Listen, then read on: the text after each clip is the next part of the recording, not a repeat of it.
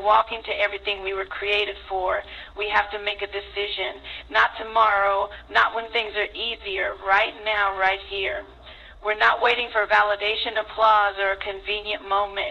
We're stepping into wisdom. And not just any wisdom, but the kind of wisdom that doesn't just make you look good, but makes you live well. That's why there's some rules, divine, spiritual, powerful rules that smart women follow. Not because they're perfect, but because they've been through some things. They've seen what happens when you do it your way, and they've seen what happens when you surrender to a higher way. Rule number 1, smart women protect their peace. Baby, peace is not a luxury, it's a weapon. It's not something you treat like dessert, something sweet after the meal of chaos. No, it's your main course. A smart woman knows when the phone call needs to go unanswered, when the invitation needs to be declined, and when her silence will speak louder than her voice ever could. Peace doesn't mean you're passive. It means you're wise enough to know that not every battle deserves your energy. Peace is knowing who you are, whose you are, and refusing to let confusion take residence in your spirit. And there's rule number 3. She owns her story, all of it. The chapters she cried through, the pages she tried to tear out, the mistakes, the miracles, the mess. She doesn't run from her testimony. She stands on it. She knows that every scar has a sermon in it. Every heartbreak has a healing in it. And every no was making space for the right yes. A smart woman refuses to be ashamed of where she's been because she knows that her past is the soil where her purpose was planted. She's not afraid to say, this happened, but it didn't break me. She walks with her head high, not because she's never been through the fire, but because she came out of it refined. Rule number 4, she sets standards, not just goals. Goals are good, but standards, those are sacred. See, goals are what you aim for. Standards are what you allow. A smart woman knows that love without respect isn't love, it's compromise. She understands that talent without integrity is temporary. She knows that favor without faith can become a trap. So she builds her life on standards that honor her value. She doesn't entertain what drains her. She doesn't water relationships that don't pour back.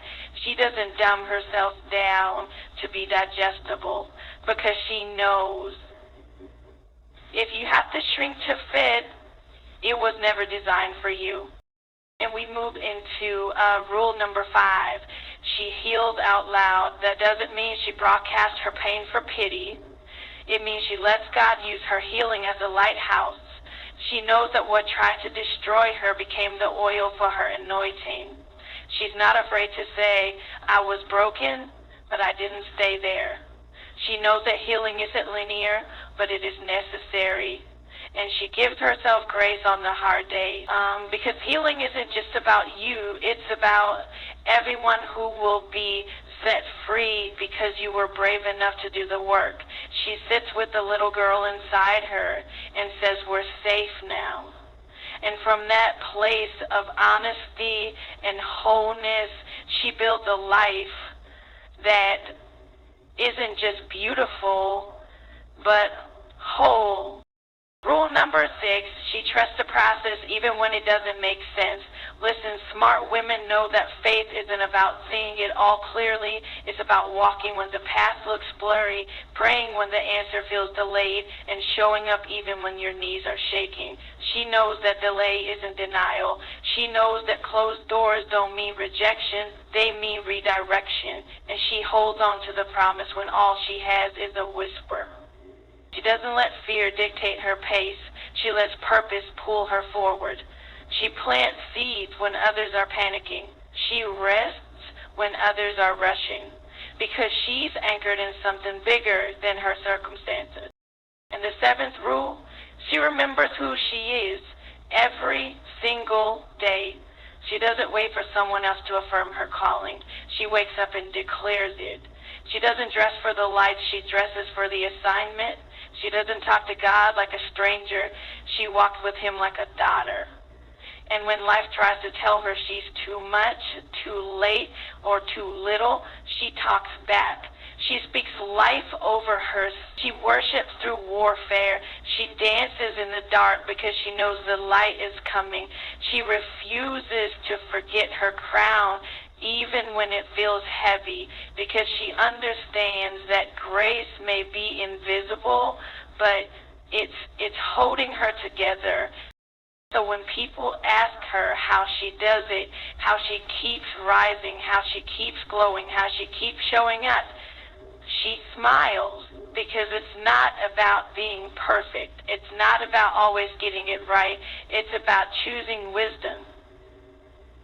It's about following rules that don't just impress people, but please God.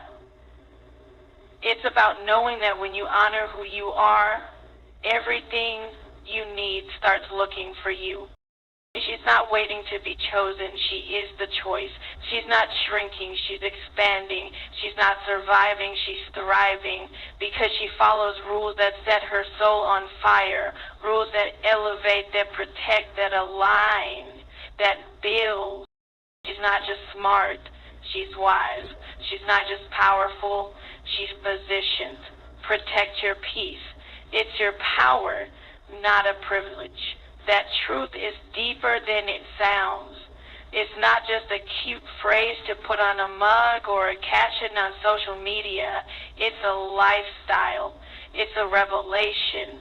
It's a decision that has to be made daily, sometimes hourly, because the world we live in is loud, messy, and filled with distractions that are designed to pull you out of a life. And when you don't understand the weight of your peace, you'll hand it over for cheap things. Attention, validation, proximity, even love that isn't rooted in truth. Peace is not the absence of noise. It's the presence of divine order. It's when your soul is not tossed by every opinion, every misunderstanding, or every unmet expectation. It's when you stop showing up to arguments that no longer serve your growth. It's when you stop trying to prove your worth in rooms that only see your presence as convenience. A woman who values her peace is a woman who has learned what it costs her to live without it. Protecting your peace means creating boundaries without apology. It means letting your no be holy. It means not explaining every decision, not defending every move, and not inviting chaos into the places you fought to make calm. Peace doesn't always look like candles and soft music. Sometimes it looks like logging off, walking away, or choosing solitude over shallow connection. It means refusing to be baited into drama just because someone else thrives on it. And it means recognizing when your spirit feels heavy after an interaction and asking yourself, was this life-giving or was it just loud? You see, peace is not passive. It's actually one of the strongest things you can fight for. A peaceful woman is not weak. She is focused. She's not detached. She's discerning. She knows that everything that knocks on her door doesn't deserve to come in. She knows when to sit with herself, talk to God, and listen, not for what sounds familiar, but for what sounds like truth. Will you start protecting your peace? People may call you distant. That's them. They may call you cold. That's okay. What they call detachment might actually be divine protection. And here's the thing. Peace will cost you something. It might cost you relationships that only survive because you never said what you needed. It might cost you jobs that were draining your joy. It might cost you opportunities that looked good on the outside but kept you anxious on the inside. But what you gain, that's where the real wealth is. Clarity, stillness, strength, the ability to hear yourself think and hear God speak. The woman who protects her peace learns to trust herself again. She's no longer led by urgency or the opinions of others. She's no longer at the mercy of chaos disguised as passion. She's grounded, rooted, intentional, and she no longer entertains things that pull her out of that place, because she's seen what it feels like to live in confusion, and now she's committed to clarity. So yes, peace is your power. It's the atmosphere you carry. It's the frequency you choose. It's not something the world can give you, so stop expecting it from people who can't even offer it to themselves. You were never meant to live in constant crisis. You were designed to walk in wholeness. And that starts with choosing peace, even when it costs you something. Especially, they celebrate alignment over competition. That's not just a mindset, it's a spiritual maturity. It takes a healed woman to understand that she doesn't lose when someone else wins. It takes a secure heart to stand in a room full of brilliance and not feel threatened, but instead feel inspired. And it takes wisdom to recognize that your journey isn't delayed just because someone else reached their moment before you did. A smart woman knows that alignment will take her places ambitions never could. We live in a culture that glamorizes competition, that tells women to compare everything: beauty, success, relationships, motherhood, even healing. It's subtle sometimes. It creeps in when you're scrolling and see someone else living what looks like your dream. It sneaks up on you when someone gets chosen and you feel invisible. But a smart woman learns to check that spirit quickly.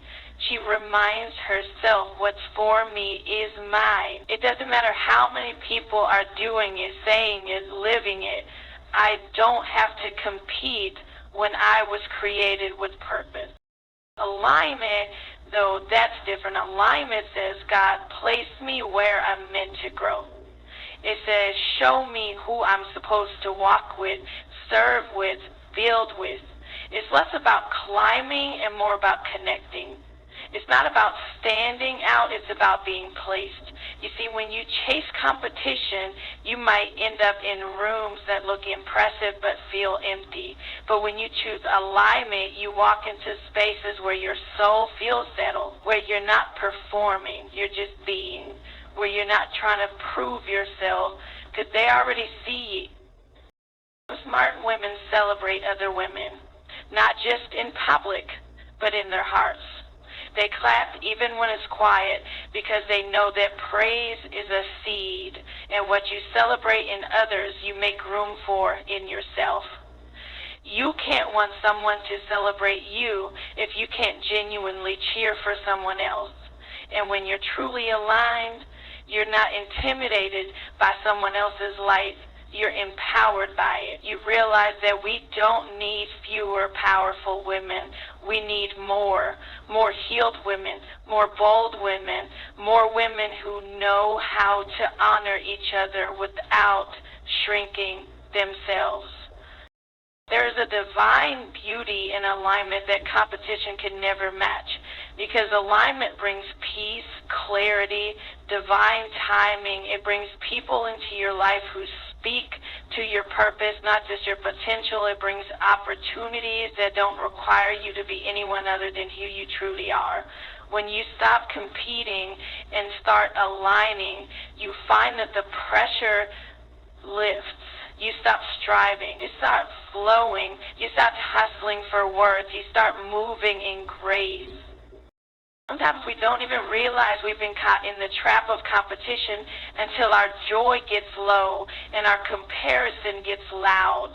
That's when we pause and say, God, align me again. Align my heart, my thoughts, my expectations. Remind me that the lane you gave me is enough, that my portion is sacred, that my timing is perfect, not late, not early, but right on time. Because when you're aligned, you can bless others without bitterness. You can wait your turn without worry. And you can walk in confidence, knowing that your steps are being ordered, not rushed. Choosing alignment over competition is not weakness, it's wisdom. It means you've grown past the need to chase what's not yours.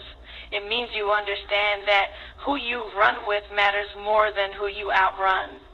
And it means you trust the creator more than the crowd, because smart women don't waste energy competing in spaces that were never assigned to them.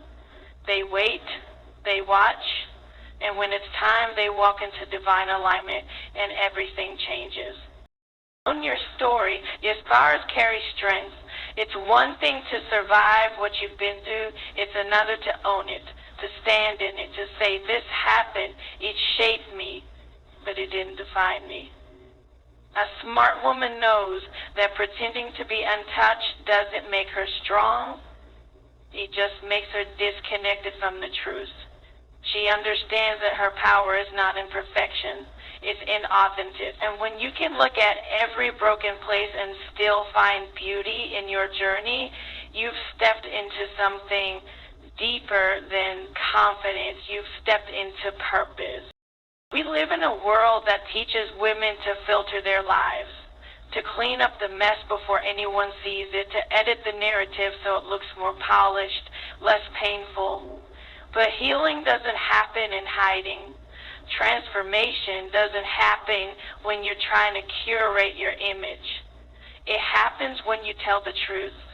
When you say, yes, I've been through trauma. Yes, I've made mistakes. Yes, I've stayed in places too long, trusted the wrong people, ignored the signs, but I'm still here, and that counts for something. Owning your story doesn't mean you're proud of every chapter. It means you refuse to be ashamed of them. It means you see the hand of God even in the parts where you were bleeding. It means you no longer try to delete the details that shaped your becoming. You begin to realize that the very things you thought disqualified you are the exact things that qualify you to speak life into others, because there's a language of healing that only survivors can speak. And when you start walking in that truth, your scars become someone else's survival guide. There's a freedom that comes when you stop trying to run from your past. When you stop shrinking in the presence of your own truth. When you look back not with regret, but with reverence. You start to understand that you are not what happened to you. You are what you chose to become in spite of it. And that's powerful. That's redemption. That's transformation. Smart women realize that their story is sacred. Every heartbreak, every valley, every detour, they see how God used it all. Not just the triumphs, but the tears too. And they don't try to wear masks that keep them palatable. They show up with honesty, with grace, with the kind of presence that makes others feel safe to be real too. Because when you own your story, you give other women permission to own theirs. You shift atmospheres by showing up whole, not by showing up flawless. You'll know you're owning your story when you no longer need everyone to understand it. When you don't flinch when someone brings up your past. When you can walk through the same places that once held your shame and feel nothing but peace. When you're no longer triggered. You're testified because God didn't bring you through it for you to act like it never happened. He brought you through so you could carry something, a word, a fire, a breakthrough. And yes, there will be people who remember who you used to be. Let them. There will be people who question how you got where you are. That's fine too. Your job is not to convince anyone. Your job is to keep walking, keep speaking, keep becoming. Because every time you choose to walk in truth, you take the enemy's power away. You silence shame. You step out of survival and into legacy. Owning your story is not about rehearsing pain, it's about redeeming it. It's about saying, I'm still here, and because I'm still here, I have work to do. You carry wisdom now, you carry perspective, you carry authority in rooms that once terrified you. Not because everything went right, but because you refused to let what went wrong steal your voice. Set sacred standards, not just surface goals. There's a difference between having goals and having standards. Goals are things we hope to achieve, but standards are the non-negotiables we live by. Smart women understand that while goals can shift with seasons, standards are rooted in identity. They are a reflection of how deeply she knows her worth. She doesn't just want success. She wants a life. She doesn't just want to get the job, the ring, the recognition. She wants to feel whole while doing it. Too many times we chase goals because they look good on paper, degrees, promotions, relationships, status. But if the path to those things is paved with anxiety, compromise, and self-betrayal, then what are we really building? A smart woman knows how to pause and ask, does this goal match the standard I've set for my life? Because not everything that's good to you is good for you. Not every opportunity is a blessing if it requires you to bend your values to get it. Setting sacred standards means you've stopped negotiating your peace for progress. It means you know what it feels like to accept less than you deserve, and you've made a decision never to go back. It means your yes is rare, your no is powerful, and your silence is intentional. You've stopped needing to explain why you walked away from what didn't align. You've stopped apologizing for being too much, too focused, too healed, because now you recognize that anything that demands you shrink was never sent by God in the first place. When a woman sets standards, she changes the atmosphere around her. She teaches people how to treat her not by her words, but by her consistency. She doesn't settle for love that feels like confusion. She doesn't tolerate friendship that gossip in one breath and praise in the next. She doesn't put her dreams in the hands of people who haven't earned the right to carry them. She understands that her standards are a filter, and everything that doesn't pass through them doesn't get access.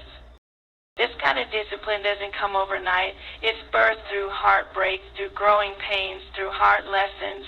It's built in the moments you say yes when you should have said no, and learn the weight of that regret.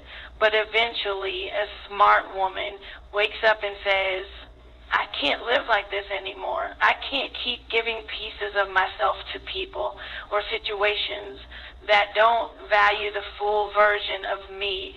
And that moment becomes sacred, because from there she starts building a life that feels as good on the inside as it looks on the outside.